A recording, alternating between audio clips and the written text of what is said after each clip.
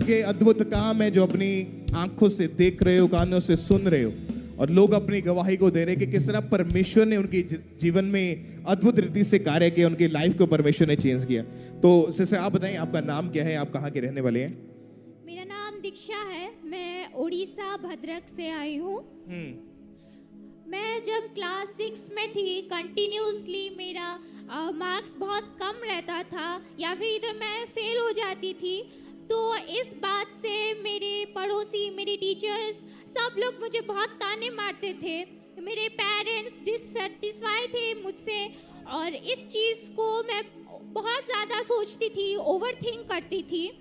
मुझे लगता था कि मैं कुछ डिज़र्व नहीं करती थी, मैं कैपेबल नहीं हूँ, मैं अपने पेरेंट्स के लिए बोझ बन चुकी हूँ, मैं जी कर क्या करूँगी, मुझे मर जाना चाहिए। तो ये सब चीज़ें मैं बहुत ज़्यादा ओवरथिंक करती थी और मेरे टीचर्स भी मुझे ऐसे बोलते थे कि हाँ तू डिज़र्व नहीं करती है कुछ, तू कुछ नहीं कर सकती अपने लाइफ में। तो ओवरथिंक के वजह से मेरा शरीर पर बहुत इम्पैक्ट हुआ। मैं सेंसलेस हो जाती थी 1-2 घंटे, मेरे चेस्ट में बहुत पेन होते थे, जिसलिए मुझे डायरेक्ट स्कूल से ही हॉस्पिटल ले जाते थे और मैं हॉस्पिटलाइज उधर रहती थी। बहुत सारे डॉक्टर्स दिखाए इस कारण के लिए, अलग अलग डॉक्टर बहुत कुछ बोले। कुछ डॉक्टर बोले मुझे हार्ट का प्रॉब्लम है, कोई बोले मेरे ब्रेन को ब्लड नहीं जा रही है, कोई बोले मुझे फीड्स है।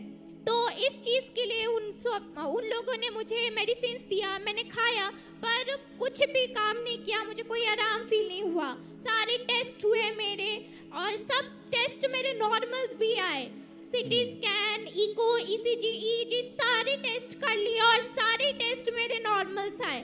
उसके बाद मैं जब डॉक्टर काउंसलिंग के लिए गई तो डॉक्टर ने मेरा काउंसलिंग कर मुझे बोला कि मैं डिप्रेशन से जा रही हूँ, मुझे एंजाइटी अटैक्स हो रहे हैं। तो उन्होंने मुझे 2 मंथ्स के लिए मेडिसिन दिया और मैंने 1 मंथ के लिए मेडिसिन कंटिन्यू किया। मैं पहले से ही प्रभु में क्लास 3 से जानती थी, लेकिन अंकुरनोला मिनिस्ट्री से मैं जुड़ी नहीं थी, मेरी मासी ने मुझे बताया था। तो मैं ऑनलाइन मीटिंग देखना शुरू कर दी।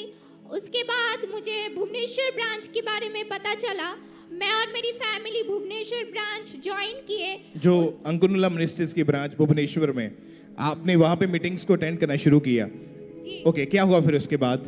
उसके बाद मेरा और मेरे फैमिली का फेथ बढ़ा, थोड़ा थोड़ा रिकवरी हुआ। फिर भी 2 मंथ्स के लिए ऐसे ठीक हो जा रही थी, फिर से वैसे ही हो रहा था।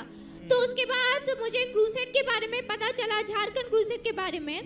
कल जब बाबा जी ने बोला कि वर्शिप करने और वर्शिप के द्वारा डिप्रेशन जाएगा, मैंने वर्शिप किया और प्रेयर्स को रिसीव किया।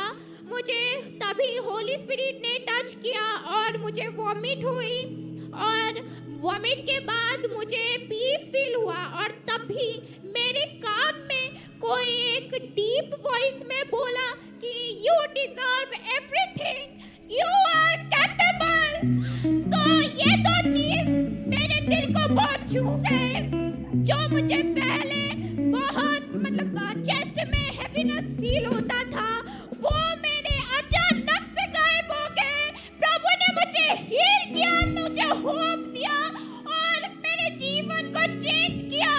इंस्टेंटली उसने मेरे लाइफ चेंज किया, मेरे माइंडसेट चेंज किया। मैं जो सोचती थी, मेरे हार्ट में जो था, सब कुछ चेंज किया।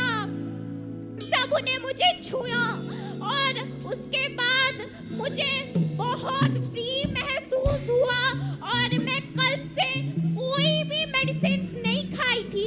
Thank you Jesus. ऊंची आवाज में। जहाँ मैं 5 मिनट में धूप में खड़ी नहीं हो पा रही थी, वहाँ मैं आज 4 से 5 घंटे खड़ी हुई और मुझे कुछ भी नहीं हुआ।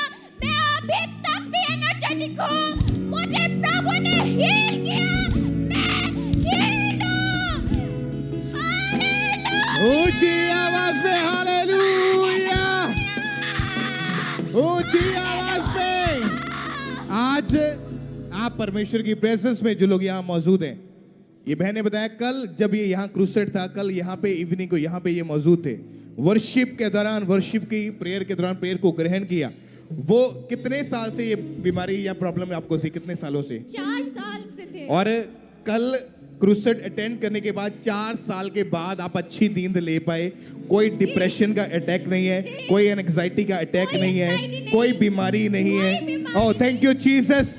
आज आपकी डिलीवरेंस का दिन यीशु मसीह के सामर्थी नाम में ऊंची आवाज में